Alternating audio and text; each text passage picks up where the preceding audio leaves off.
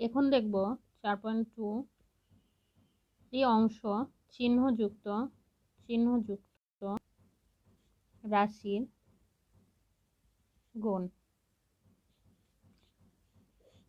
আমরা জানি 2কে 4 দ্বারা 4 বার নিলে মানে 4 বার নিব, 2কে আমরা 4 বার নিব। যদি 4 বার নিই 2 যোগ 2 যোগ 2 যোগ 2, তাহলে যোগ করলে আমরা কত পাবো? 8। ওকে, তাহলে এটাকে যদি আমি এভাবে লিখি 2 গুণন 4, তাহলে কি হবে না? হয়। তার মানে কি আমরা এক জিনিস পেলাম। এখানে আমরা বলতে পারি 2কে 4 দ্বারা কি করেছি, আমরা গুণ করেছি। অর্থাৎ 2 গুণন 4 is equal to 2 plus 2 plus 2 plus 2, 8।